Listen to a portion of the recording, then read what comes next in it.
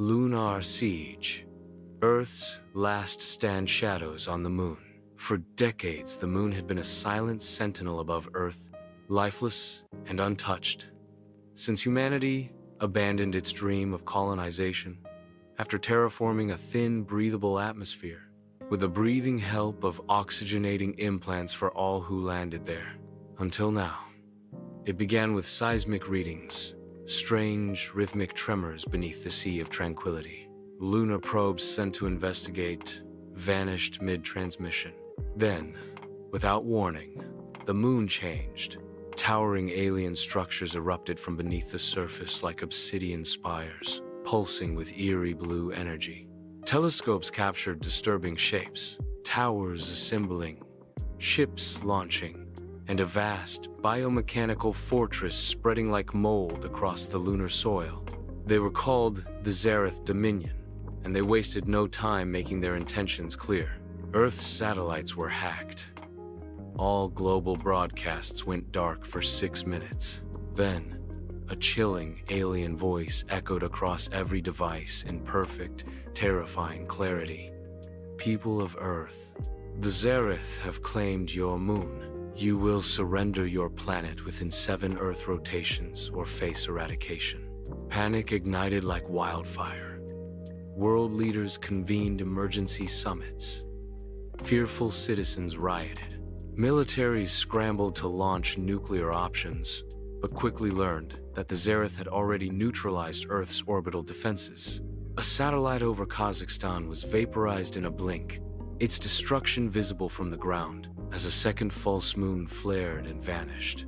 As chaos reigned, one figure stepped forward from the shadows of retirement.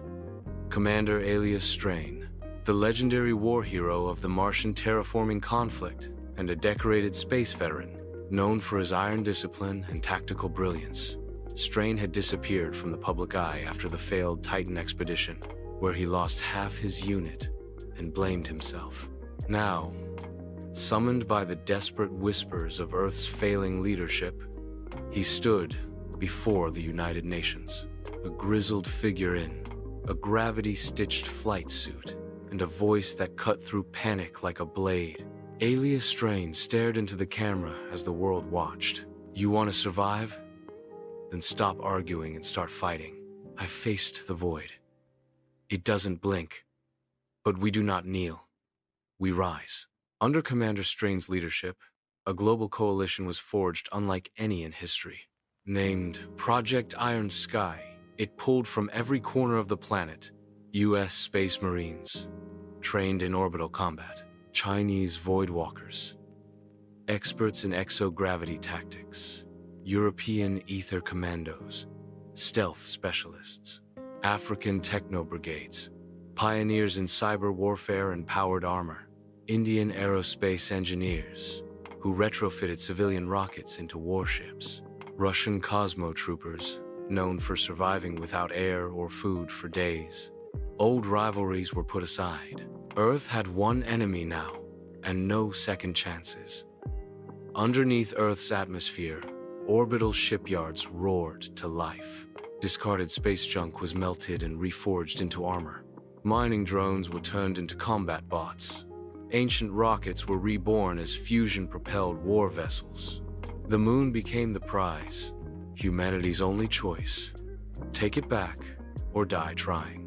The fleet launched on day 6, carrying 12 Zero troops, mech divisions, drones, and autonomous weapons platforms. The armada soared toward the moon's dark side under a web of stealth fields and jamming arrays. Commander Strain led the assault aboard the Aegis Vow, a retrofitted warship built from a decommissioned ISS module.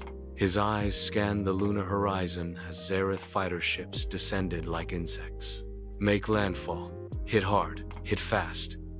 And remember, we are Earth. We do not bow. The battle that followed was cataclysmic. Xaryth structures spat out plasma turrets and insectoid war machines. Their ships flew with anti-gravity precision, immune to traditional dogfight tactics. Earth forces had to adapt quickly using gravity slingshots, lunar dust cloaks, and deep crater trench warfare. To level the field, boomer teams from Kenya lured enemy mechs into collapsible lava tubes. Brazilian nano-engineers hacked Xaryth drones mid-flight. Strain himself led a drop assault on a Xaryth central relay tower, blasting through defenses with a railgun and planting a signal beacon that brought in an orbital cannon strike. As the tide began to turn, the Xaryth unleashed their commander, Xul-Kar, the Immortal, a towering warlord whose armor was fused to his flesh, powered by a dark star core.